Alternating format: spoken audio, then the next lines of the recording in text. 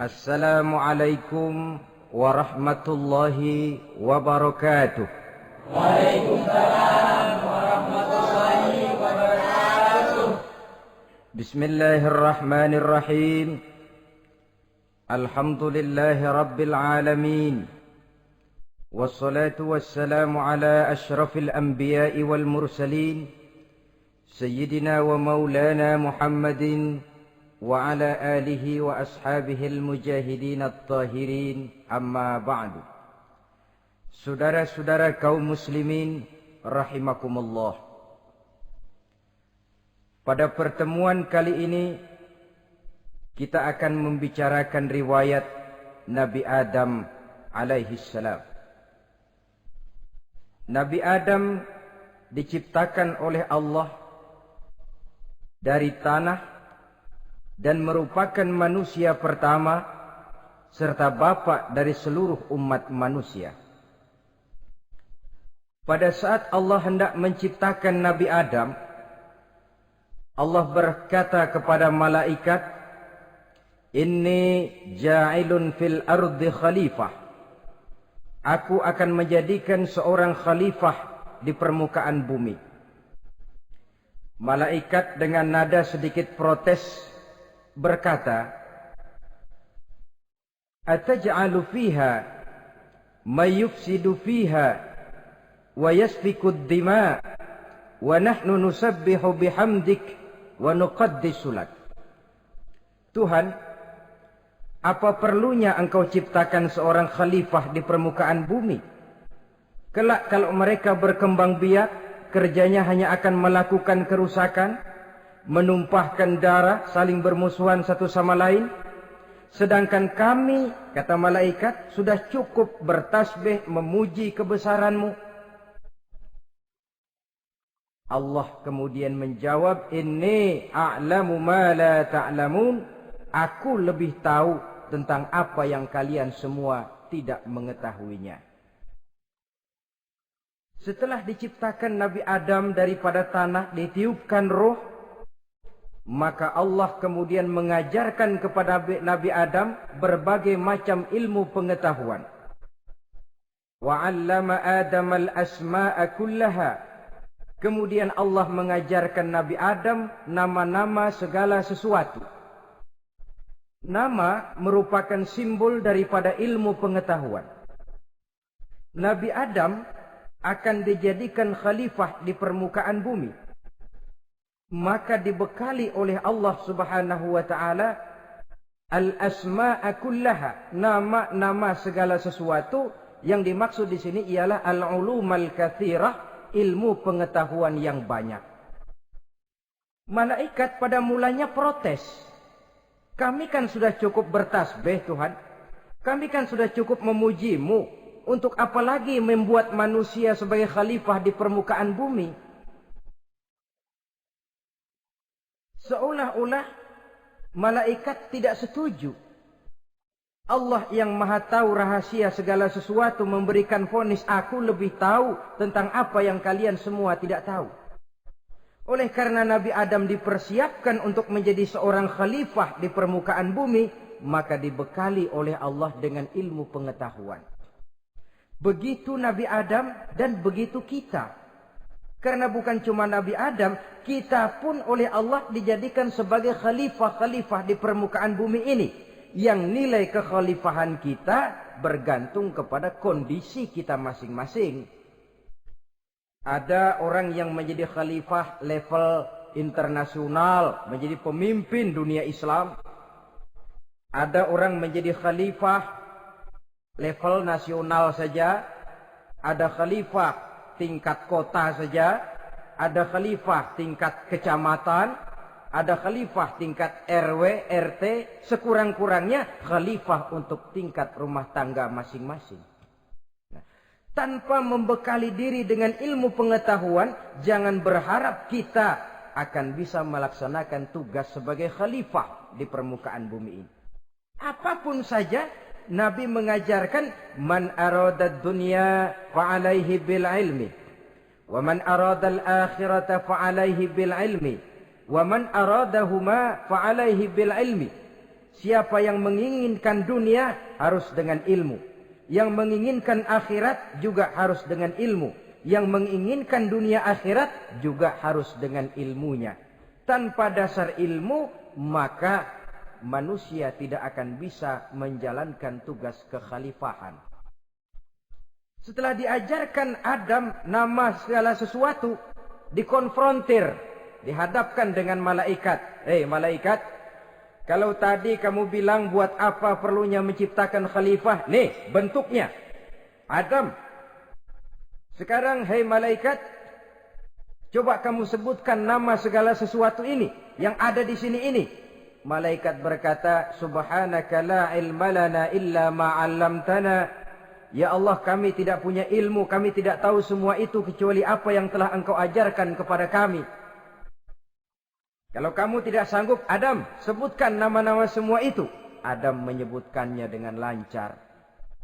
Ketika itulah Allah memerintahkan malaikat untuk sujud kepada Nabi Adam alaihi salam. Sujud di sini bukan sujudul ibadah. Sebab sujud ibadah kepada yang selain Allah haram. Tapi sujud di sini sujudut tawadhu' i'tirafan bifadli Adam. Sujud merendahkan diri sebagai pengakuan terhadap keutamaan dan kelebihan Nabi Adam. Maka orang yang banyak ilmunya lebih utama dari orang yang hanya banyak ibadahnya. Bahkan iblis lebih takut kepada orang alim yang sedang tidur daripada orang goblok yang lagi ibadah. Model ini diceritakan dalam Ihya-nya Imamul Ghazali. Iblis masuk ke masjid mau menggoda orang lagi sholat. Sudah masuk di pojok masjid, dia lihat orang lagi tidur. Ngacir iblis keluar, cepat benar. Pucat mukanya. Ketemu di jalan sama temennya. Kenapa lari, Mas?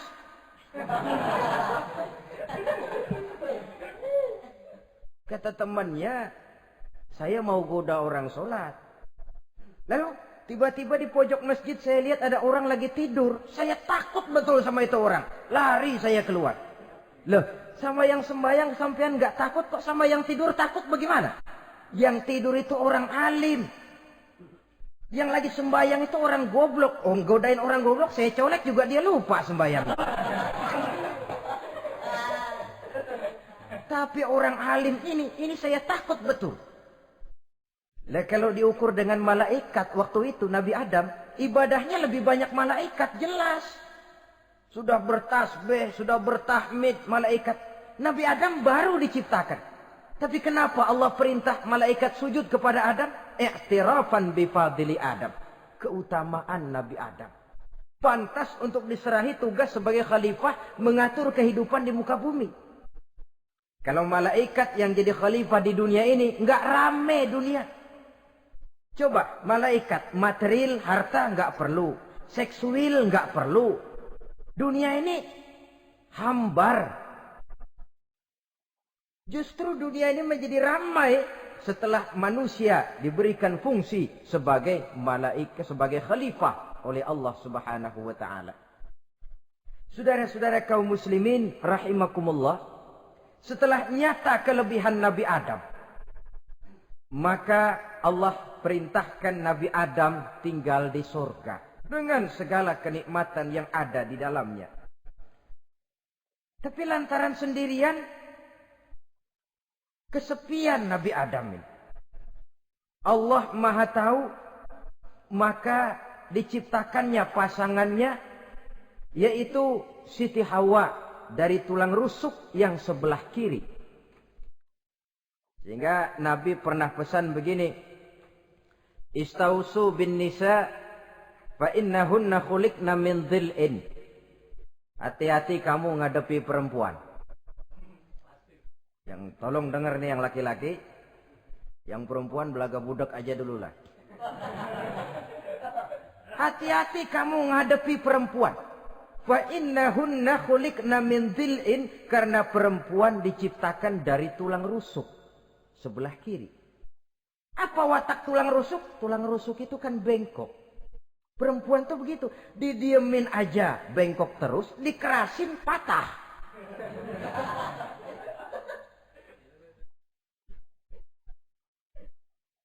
Saudara-saudara, di sini kita ambil satu hikmah bahwa ternyata yang bikin hidup terasa enak karena di sekitar kita banyak orang lain. Bodoh manusia kalau dia merasa bisa hidup sendirian. Tinggal di tengah kampung tapi gayanya gaya orang tidak mau kenal dan tidak mau tahu sama tetangga.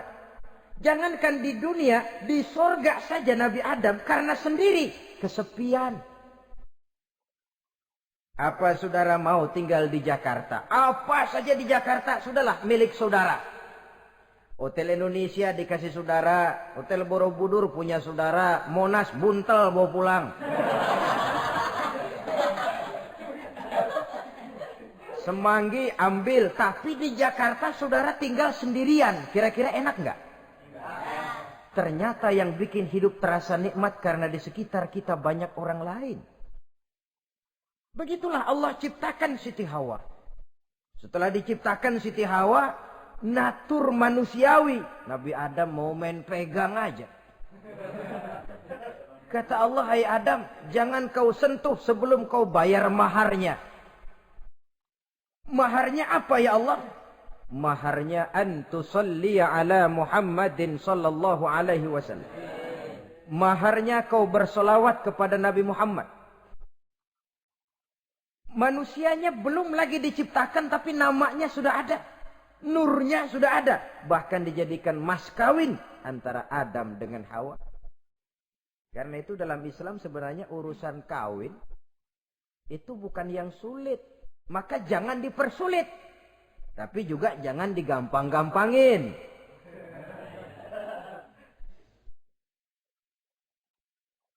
Artinya yang namanya mahar ini walaupun cuma sebentuk cincin besi kalau orang sangat tidak mampu. Bahkan dengan mengajarkan Fatihah saja sah sudah. Saya terima nikahnya Fulanah binti Fulan dengan mas kawinnya saya ajarkan dia surah Fatihah. Kalau memang kere betul, tidak punya apapun, sah sudah itu. Agama ini mudah, karena itu jangan dipersulit, tapi juga jangan digampang-gampangin. Setelah itu Allah memerintahkan, ya Adam uskun anta wa zawjukal jannah. Hai Adam, kau dan istrimu tinggallah dalam surga. Wa kula minha ragadan haitsu syi'tuma. Segala makanan yang ada di dalamnya boleh kau makan. Pakaian yang aneka warna boleh kau pakai. Nikmati seluruh fasilitas yang ada di surga ini. Cuma atu aja Adam. Yang lain boleh dah. Mau ngapa pakai atu aja jangan. La taqraba hadhihi syajarah. Jangan kamu dekati pohon khuldi itu. Dekat saja jangan. Apalagi sampai metik. Jangan Adam. Saudara, ma'asyiral muslimin, itulah watak manusia. Kalau ada 10 persoalan, yang 9 boleh, yang 1 tidak boleh, yang tidak boleh yang bikin dia penasaran. Gua pengen tahu ngapa kagak boleh sih. Timbul penasaran. Apalagi iblis selalu berusaha. Sebab pada waktu malaikat disuruh sujud, semuanya sujud kepada Adam. Iblis tidak mau sujud. Tuhan tegur. Iblis, kenapa kamu tidak mau sujud? Mana mungkin Tuhan. Saya kan dibikin dari api, kata iblis. Adam dari tanah. Unsur api lebih mulia dari unsur tanah. Masa saya harus tunduk kepada Nabi Adam? Gengsi dong. Adam kan anak kemarin sore, baru dibikin. Masa saya harus tunduk kepada orang yang macam itu? Ini kan perintah aku iblis. Kalau kau tidak mau tunduk, keluar dari sorga ini. Terusir iblis dari sorga karena kesombongannya tidak mau sujud kepada Adam. Nah, logika, kalau udah di sorga aja sombong diusir, apalagi yang masih tinggal di pinggir kali sombong.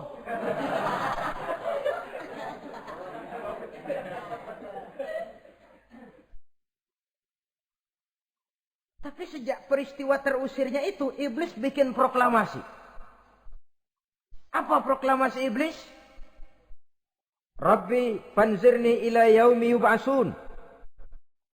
Ya Allah, gara-gara Adam saya diusir dari surga. Saya minta kepadamu ya Allah, beri saya kesempatan sampai hari manusia dibangkitkan. Kata Tuhan, innaka minal munzarin. Oke, silakan. Mau apa iblis? Rabbi bima aghwaytani la uzayyinanna lahum fil ardi wa la ughwiyannahum ajma'in. Ya Tuhan, disebabkan engkau telah menyesatkan aku, akan aku hiasi mereka manusia dengan kejahatan yang ada di muka bumi ini, dan aku akan sesatkan mereka semua. Ini proklamasi iblis.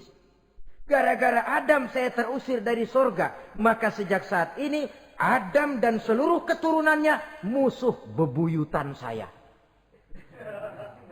Akan saya lakukan segala macam cara untuk menggelincirkan manusia agar mereka menjadi orang yang engkau murkai ya Allah.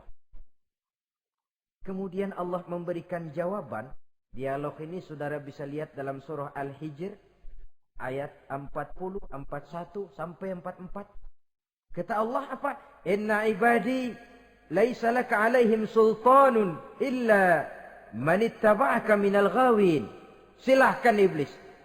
Yang lain barangkali bisa kau goda. Kecuali hamba-hambaku yang benar-benar hambaku, engkau tidak akan punya daya mempertipu mereka. Engkau tidak akan punya kemampuan menggelincirkan mereka. Kecuali kalau memang mereka sudah mau ikut pengaruhmu. Sepanjang mereka benar-benar menjadi hambaku, kata Allah. Hamba Allah yang sebenarnya, mereka di luar kekuasaanmu iblis. Tapi kalau mereka sudah turun menjadi hamba harta, hamba dunia, hamba pangkat, budak jabatan, mereka itu yang bisa kau gelincirkan. Selama mereka masih tetap sebagai hambaku, kata Allah, mereka di luar jangkauan kekuatan dan kekuasaanmu iblis.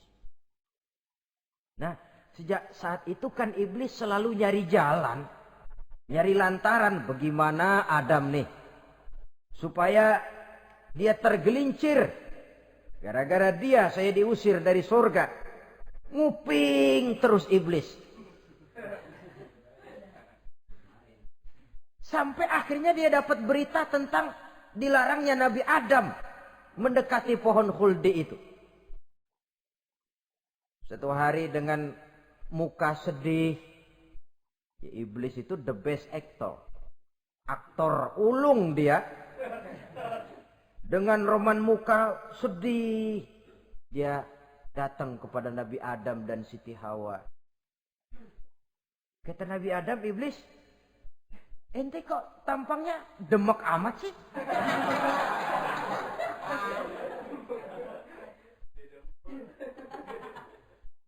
Kenapa begitu sedih?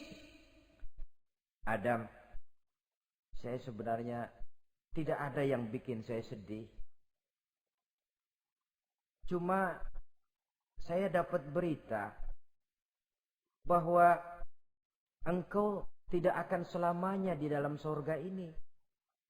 Wah Adam, kalau engkau bisa tetap tinggal di surga bersama istrimu, alangkah bahagianya saya, kata iblis. Tapi saya dapat kabar, ente nggak bakalan lama-lama di surga. Buktinya ente dilarang makan buah khuldi. Khuldun artinya kekal. Kalau kau makan buah itu, kau akan kekal di surga Adam. Tuhan nggak pengen, makanya dilarang. Wa qasamahuma inni lakuma laminan nasihin. Untuk memperkuat omongannya, sumpah si iblis. Bener Dam, saya sih ngomong cuma buat kepentingan ente. Saya sayang sama ente. Yang tahu cuma saya dah. Bicaranya seolah-olah untuk kepentingan Nabi Adam. Sebenarnya tujuannya tidak lebih menjerumuskan Nabi Adam. Begitu iblis zaman dulu, zaman Adam. Dan begitu iblis zaman sekarang. Seolah-olah bicaranya untuk kepentingan umat Islam.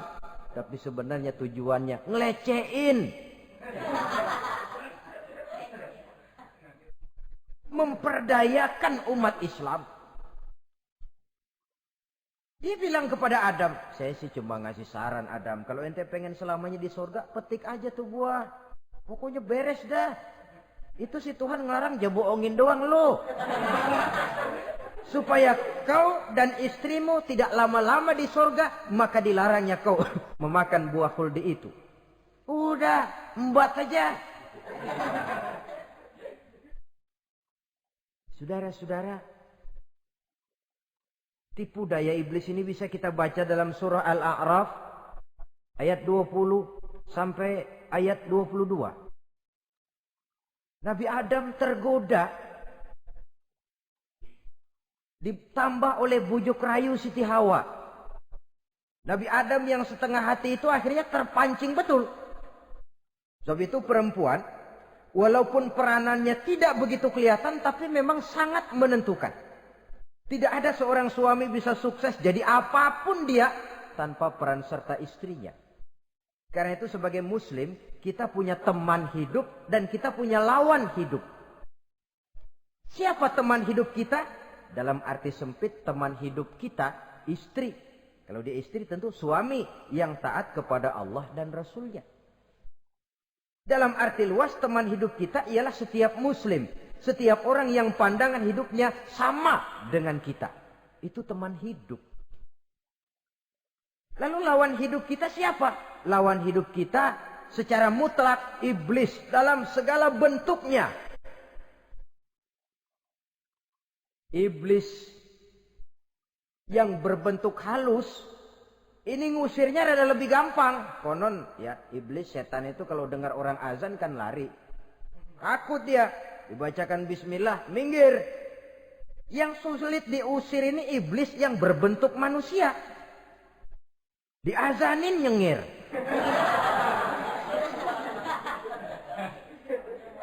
Gawat ini. Saudara-saudara, ini musuh dalam artian mutlak. Sedangkan musuh dalam artian ideologis, setiap orang yang pandangan hidupnya tidak sama dengan kita. Bahasa langsungnya, setiap orang di luar Islam secara ideologis, ya. Adapun secara manusiawi, kita tetap toleransi, saling menghormati, setuju dalam perbedaan pendapat, kembali kepada prinsip lakum dinukum. Kewajiban saling menghormati sesama manusia, tapi secara ideologis tidak ada kompromi. Begitulah Nabi Adam tergoda. Dan begitulah iblis selalu menggoda keturunan-keturunan Nabi Adam. Sampai kepada kita sekarang ini. Tiap kali kita hendak melakukan berbagai kebaikan, iblis ini mulai bisik kasar, kusuk, kesek. Saudara tadi dari rumah mau berangkat niat dengerin ceramah macam ini. Apa dikira iblis enggak? Wah, gatal iblis. Kata iblis, alah jangan bertingkah lah dengerin ceramah. Ceramah mah urusan 70 ke atas. Ente masih muda. Berjuang kita. Jihad, bismillah. Tidak, saya mau dengar ceramah. Berangkat kita ke tempat ini. Sampai di sini apa dikira iblis diam? Enggak. Dia bisikin lagi. Iya. Lo hadir ke sono dah. Cuma nyampe sono. Ngomong aja ngomong dah. Ustadz mah jangan didengerin, ngomong aja udah. Perang lagi jihad, saya nggak mau ngomong, mau dengerin betul-betul. Kata iblis, iya lo dengerin dah, jangan ngomong, cuman pules.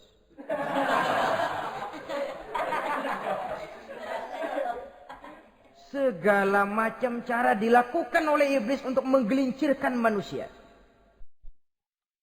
Ketika Nabi Adam mengambil buah khuldi itu, datanglah murka Allah. Adam, seolah-olah kalau bahasa kita, kelewatan kamu Adam. Dari belum ada aku ciptakan kau. Barangkali kau merasa kesepian, aku ciptakan Hawa. Aku tinggikan derajatmu dari malaikat sampai malaikat sujud kepadamu. Aku perintahkan kau tinggal di sorga dengan seluruh fasilitas yang ada di dalamnya. Cuma satu yang aku minta, jangan dekati pohon khuldi, engkau tidak sanggup Adam. Keluar dari sorga ini. Terusir Nabi Adam dan Siti Hawa dari sorga. turun ke dunia ini. Turun terpisah lagi. Ya Allah. Orang itu kalau biasa susah, ketemu susah sih menglalap namanya. Makanannya. Tapi biasa seneng ketemu susah. Ini yang kalau tidak kuat mental. Tengoklah zaman sekarang kan nih. Kalau tuan-tuan rajin baca pos kota. Kayaknya nyawa murah bener. Pasal duit 100, nyawa hilang. Pasal diputusin pacar, begon ditenggak. Gantung diri pakai tali plastik. Murah betul kelihatannya jiwa itu. Sehingga pantas kalau Nabi pernah katakan irhamu salasatan minan nas, sayangilah 3 macam manusia. Pertama, azizan zalla, orang mulia yang jatuh hina.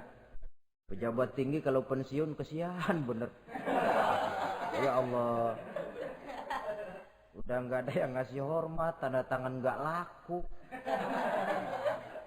Azizan zalla. Orang mulia yang jatuh hina. Yang kedua, ghaniyan qad iftaqara. Orang kaya jatuh miskin. Dari hidup serba ada jatuh melarat. Yang ketiga, faqihan yal'abu bihil juhal. Ahli fikih ngerti hukum tapi dipermainkan oleh orang-orang bodoh yang kebetulan punya kekuasaan. Lalu keluar fatwa sesuai dengan pesan sponsor. Yang halal bisa jadi haram, yang haram dibikin remeng-remeng. Ahli fikih dipermainkan oleh orang bodoh. Kasihan betul. Terpisah Adam dengan Hawa ini. Adapun Nabi Adam turun menyesal dengan seluruh kesalahannya. Sujud, taubat, menangis. Menurut riwayat 300 tahun beliau sujud. Seraya membaca Rabbana zalamna anfusana wa illam taghfir lana wa tarhamna lanakunanna minal khasirin. Ini doanya Nabi Adam. Ya Allah, kami telah zalim kepada diri kami sendiri.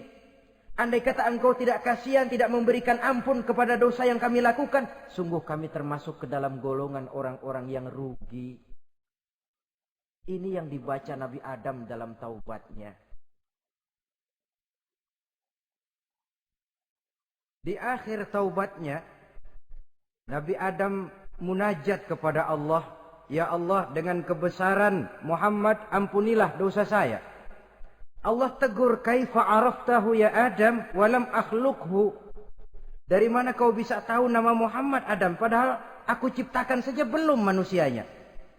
Kata Nabi Adam, pertama, ketika engkau ciptakan saya, engkau tiupkan ruh ke dalam jasad saya, terbuka mata saya memandang ke bawah arasmu. Di sana nampak dengan jelas tertulis di kaki arasmu, La ilaha illallah Muhammadur Rasulullah. Taulah saya bahwa Muhammad ini orang yang paling dekat dengan engkau ya Allah. Sampai namanya bergandengan dengan namamu di kaki arasmu. Yang kedua, ketika saya hendak menyentuh Hawa, kau juga yang mengatakan jangan kau bayar maharnya sebelum kau bersolawat kepada beliau. Saudara hadirin yang saya hormati, Nabi Adam diterima taubatnya oleh Allah. Kemudian dipertemukan kembali dengan Siti Hawa setelah sekian lama berpisah. Pertemuan itu terjadi di satu dataran luas, di satu padang yang luas, yang sampai sekarang dinamakan dengan Padang Arafat. Tempat para ibadah haji melakukan wukuf, yaitu puncak pelaksanaan ibadah haji. Dan pertemuan itu sendiri terjadi di atas sebuah bukit kecil yang diabadikan dengan nama Jabal Rahmah di kawasan Arafat itu. Di atas Jabal Rahmah itu ada satu monumen kecil untuk mengabadikan pertemuan Nabi Adam dengan Siti Hawa. Lalu tinggallah keduanya di permukaan bumi ini. Oleh Allah diberikan karunia keturunan yang banyak. Dan tiap kali lahir kembar. Kembarnya laki perempuan, laki perempuan, laki perempuan. Dari sinilah berkembang biak manusia. Di mana di zaman Nabi Adam perkawinannya silang. Karena tentu tidak ada manusia lain. Perkawinan silang itu artinya, kalau si A dan B, A ini laki, B perempuan, kemudian lahir kembar kedua antara C dengan D, maka begitulah yang A dikawinkan dengan D, yang C dikawinkan dengan B. Perkawinan silang. Tidak boleh perkawinan yang kembar sama waktu dilahirkan. Nah, di antara putra-putra Nabi Adam yang kemudian juga membuat sejarah, yaitu Habil dan Qabil. Habil, saudara kembarnya namanya Labuda, perempuan. Qabil, saudara perempuannya Iklimah. Menurut hukum perkawinan waktu itu harus silang. Habil harus kawin dengan Iklimah dan Qabil harus kawin dengan Labuda. Tapi Qabil protes. Dia kepengen kawin dengan saudara kembarnya sendiri.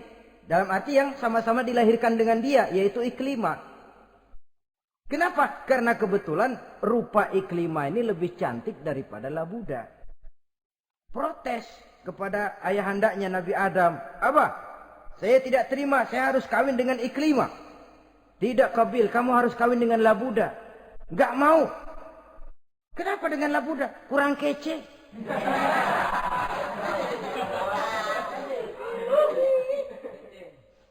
Bertengkar, Nabi Adam tidak berhasil menyelesaikan. Lalu diserahkan saja kepada Allah.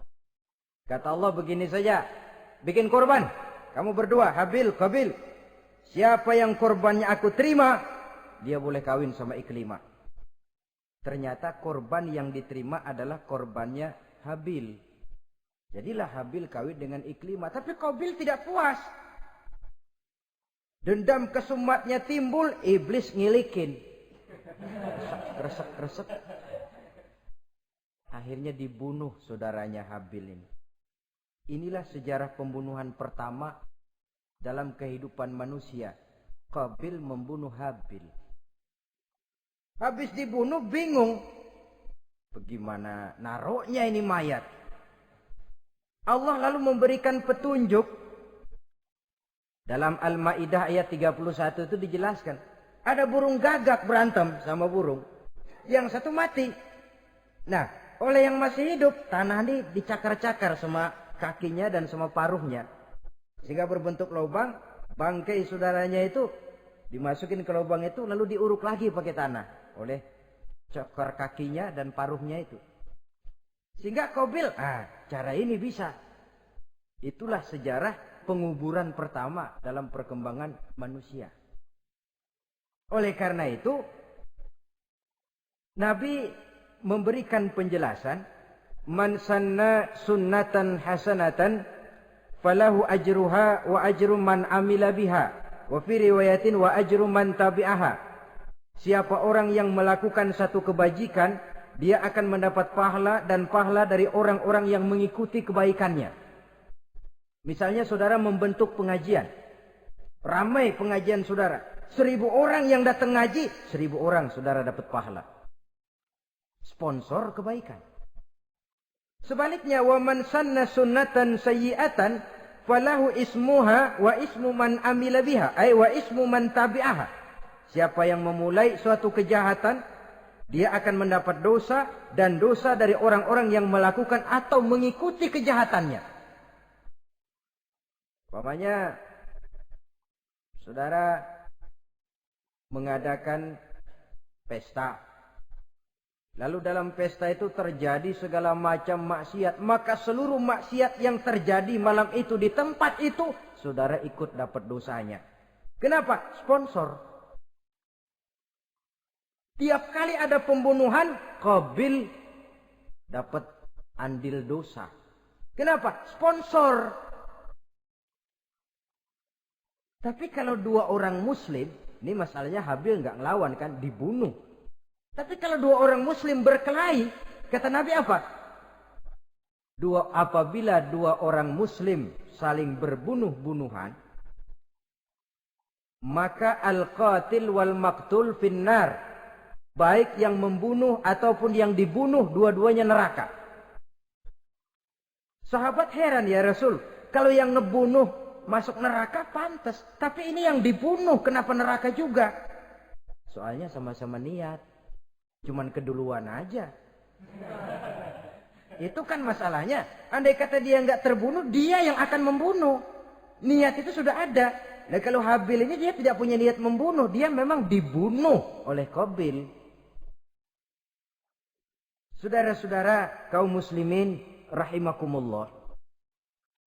Lalu dari situlah berkembang biak keturunan Nabi Adam alaihi salam.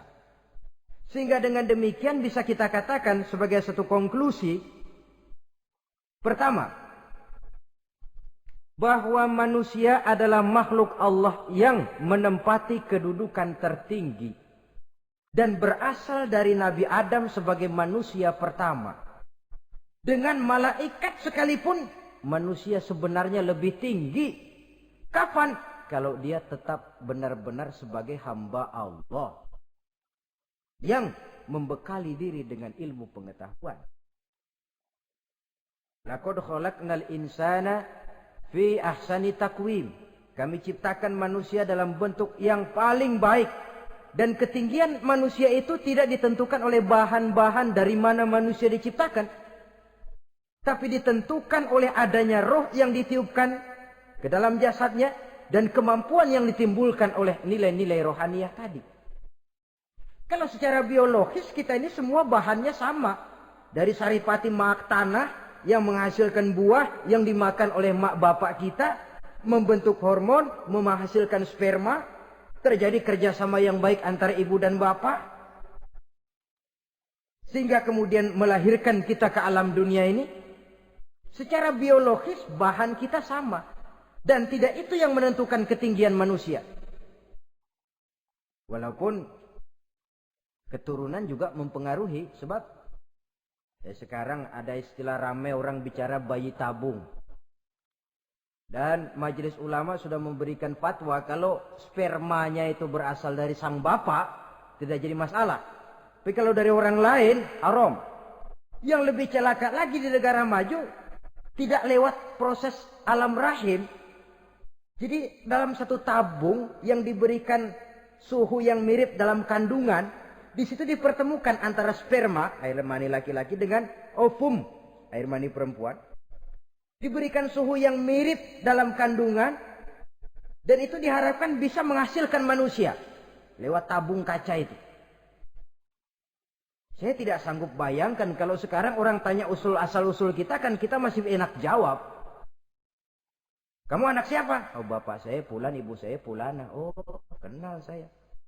Tapi manusia yang akan datang kalau proyek ini berhasil, bapakmu siapa? Enggak tahu, saya dulu keluar dari tabung, Pak.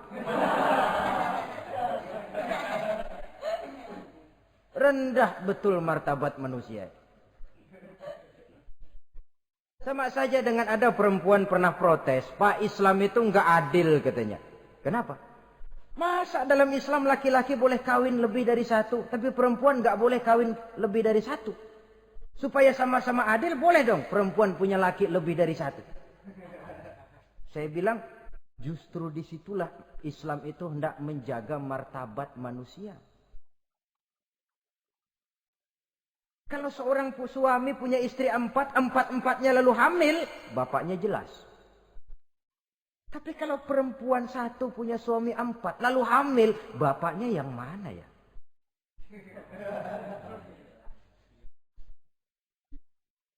Rendah martabat manusia.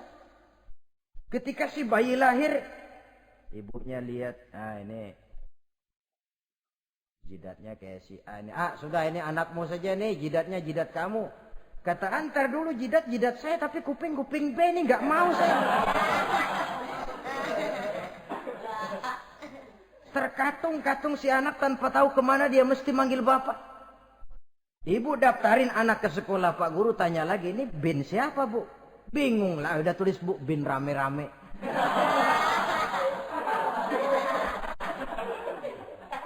Kan rusak martabat manusia kalau sudah begitu. Justru Islam ini menjaga ketinggian martabat manusia. Jadi manusia itu fi ahsani takwim. Kapan? Kalau dia bisa menjaga kehambaannya di hadapan Allah dengan melaksanakan fungsi sebagai khalifah di permukaan bumi.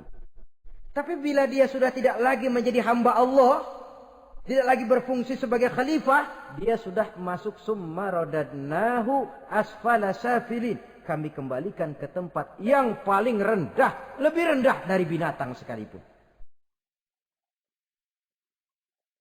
Kalau dia tetap menjaga posisinya lebih tinggi dari malaikat. Malaikat saja sujud kepada Nabi Adam.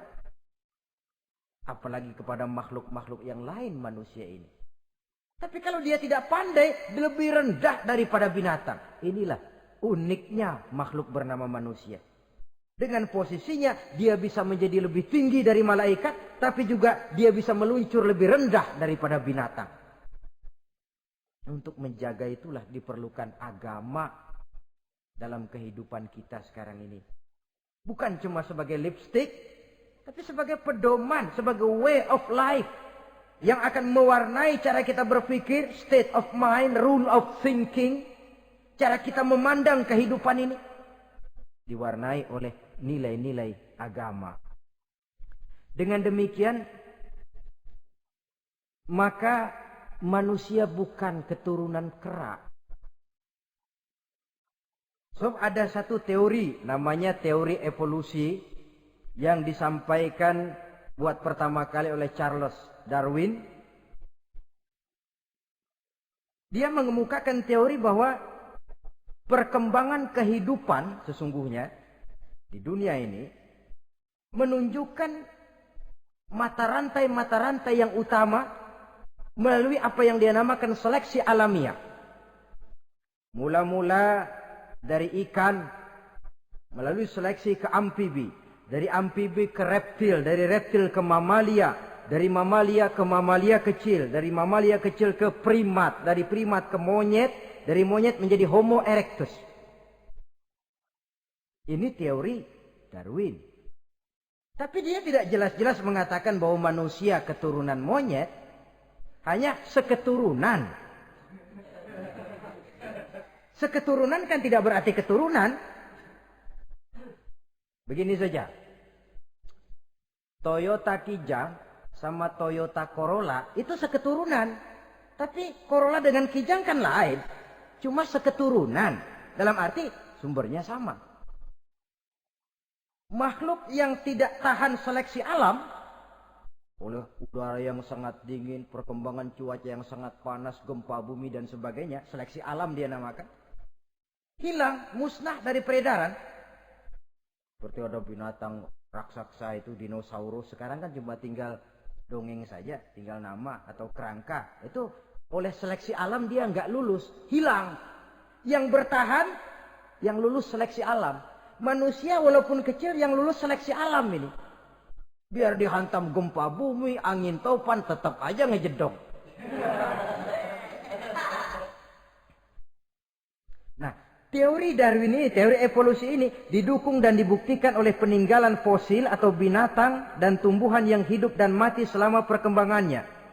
Dari bentuk organik pertama hingga pendahulu terdekat daripada manusia. Tapi ada satu kelemahan dari pokok daripada teori evolusi ini. Pertama, garis perkembangan dari Homo erectus, yakni manusia jalan tegak, semacam gorilawi itu, sampai kepada manusia mutaakhir masih belum menentu. Artinya, okelah, kalau manusia seketurunan dengan kera, batas antara manusia yang wujud sekarang dengan manusia purba itu apa? Yang menjadi penghubung. Monyet tidak mungkin. Ini dianggap mata rantai yang hilang. Missing link namanya dalam istilah ilmiahnya. Dan ini masih dicari sampai sekarang. Kalau pendahulu terdekat manusia mutaakhir ini manusia purba. Katakan Homo erectus, manusia jalan tegak. Lalu generasi sudah itu sebelum berbentuk manusia apa? Ternyata sampai sekarang masih ada missing link. Mata rantai yang hilang. Lalu yang kedua, teori evolusi berhenti kepada manusia mutaakhir. Kalau memang kita manusia sekarang ini hasil evolusi, tentu kita akan terus berevolusi lagi. Dan akan jadi apa kita nanti? Ternyata sudah ribuan tahun manusia tetap manusia begini-begini aja. Tidak berevolusi kita ini. Apa lalu matanya jadi cuma satu di tengah? Hasil evolusi? Kan tidak. Tidak berevolusi. Jadi kembali kepada Quran, manusia pertama adalah Nabi Adam. Dan manusia-manusia berikutnya keturunan daripada Nabi Adam. Dan bukan hasil evolusi daripada monyet. Juga tidak akan berevolusi kemana-mana. Kalau demikian benarkah teori evolusi? Untuk mengatakan mutlak benar, bukan wewenang kita. Untuk mengatakan salah total, juga kebenaran ilmu adalah relatif sebagai relatifnya daya pikir manusia. Di samping dia harus membuktikan kebenarannya, maka kebenaran ilmiah adalah kebenaran yang relatif dan temporer. Contoh kecil saja. Dulu orang berteori bahwa bagian yang terkecil dari suatu benda namanya molekul. Kan begitu? Molekul ini nggak bisa dibagi-bagi. Bagian yang paling kecil dari suatu benda namanya molekul. Ilmu terus berkembang. Ternyata molekul sebenarnya terdiri daripada atom. Atom itulah bagian terkecil dari suatu benda yang nggak bisa dibagi-bagi lagi. Nah, berubah sudah teori pertama. Tidak jadi molekul sekarang, atom. Belakangan rupanya atom masih tersusun dari partikel-partikel. Partikel inilah bagian yang terkecil dari satu benda. Berubah lagi sudah. Dan tidak mustahil akan ada penemuan bahwa partikel pun masih bisa dibagi-bagi lagi. Begitu juga dengan teori evolusi ini. Sehingga beberapa ahli semacam Dr. Charles Oxnard, Dr. Jane Paul Hallett dari Chicago dan California, mereka sudah membantah teori evolusi ini. Namun masalah paling pokok dari kita ialah kita diciptakan oleh Allah berasal dari Nabi Adam alaihi salam. Nabi Adam diciptakan dari tanah. Dan kita bukan hasil dari evolusi, juga tidak akan berevolusi. Nah, lalu kepada makhluk bernama manusia diberikan fungsi sebagai khalifah di permukaan bumi ini. Ini yang dulunya malaikat protes. Sebagai khalifah, tugas kita apa? Khalifah Allah di muka bumi. Menerjemahkan sifat Allah sesuai dengan batas-batas kemanusiaan kita. Allah Maha Pengasih. Berusahalah kita pengasih kepada makhluk sesuai dengan batasan manusiawi kita. Allah Maha Menolong. Ringan tanganlah kita menolong orang yang memerlukan sesuai dengan batas kemampuan kita. Fungsi khalifah.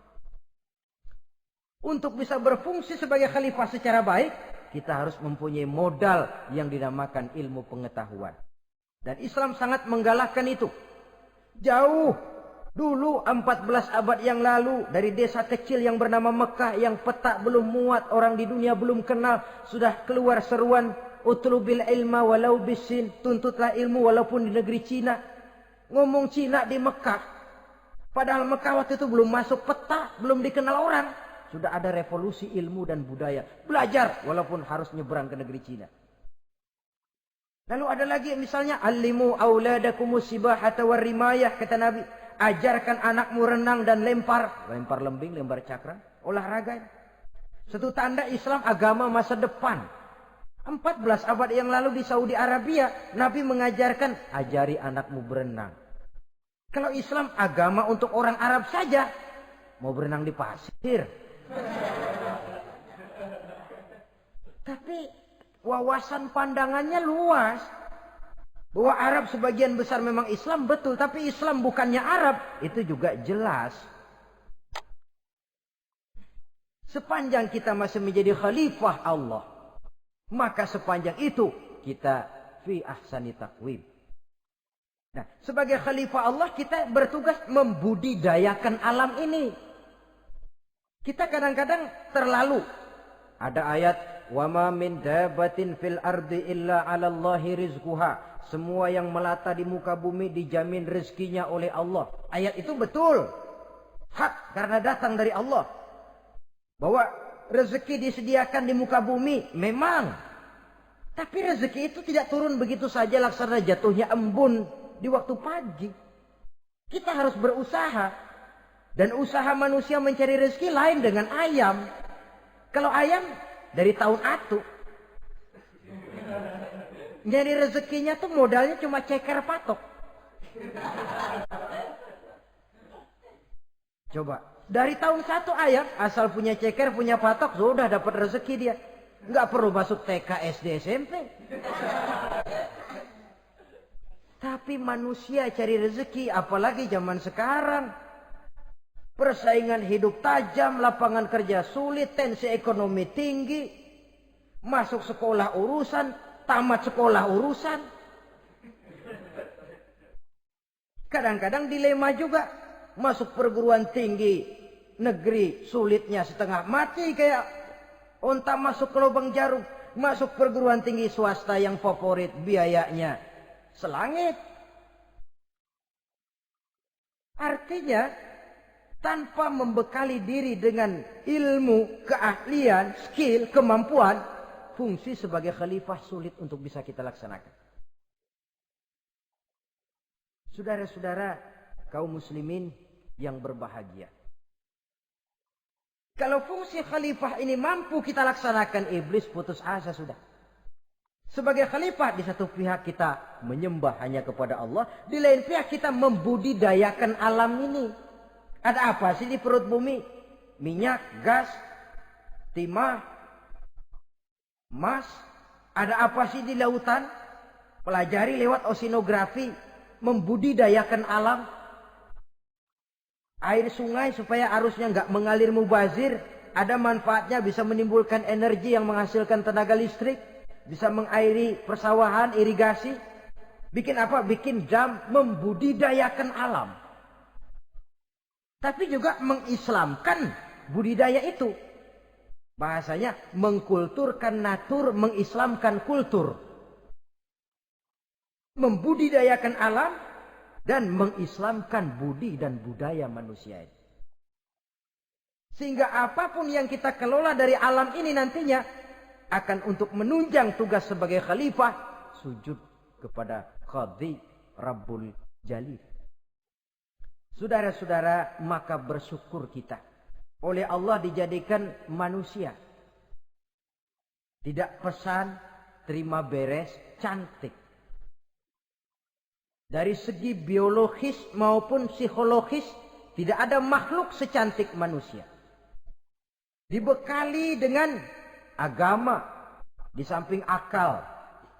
Sehingga agama membimbing akal agar sampai kepada kebenaran yang hakiki.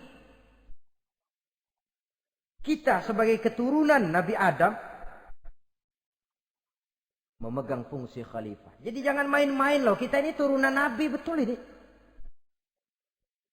Saudara-saudara yang hadir semua di depan saya ini, termasuk saya, kita gini, turunan Nabi kita ini. Nabi Adam. Jangan main-main loh. Turunan Nabi gini-gini. Nabi Adam. Sayang kalau posisi yang tinggi kita tidak melaksanakan fungsi yang tinggi. Sayang betul. Sebab itu manusia harus adil kepada dirinya. Dalam arti menjaga diri dari sesuatu yang bisa menghancurkan ketinggiannya dalam pandangan Allah. Jadi kalau kita sudah lemparkan diri ke meja judi, hanyutkan diri ke tempat mabuk, hancurkan diri di tempat maksiat, itu sudah tidak adil kepada diri sendiri. Tidak bisa menjaga ketinggian yang diberikan Allah kepada kita. Dikasih baju bersih, dicemplungin di comberan, diinjek-injek lagi. Kita ini diciptakan fi ahsani taqwim. Masa mau turun berbuat seperti binatang, itu makhluk rendah? Masa mau mengikuti tipu dayanya iblis, dia sudah proklamasikan bahwa itu musuh bebuyutan kita?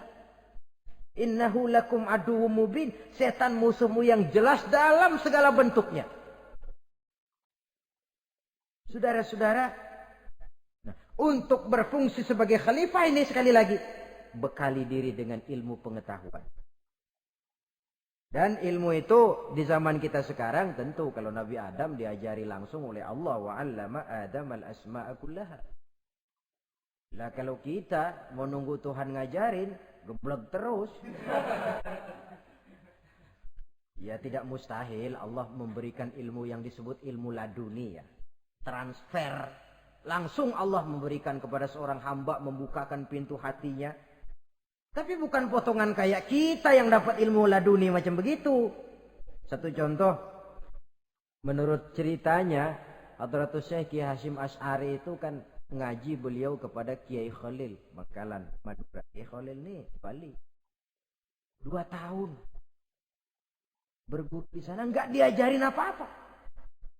Cuma kalau pagi nyari rumput tiap hari 2 tahun. Akhirnya Hadratus saya bilang, Kiai saya kapan diajarin?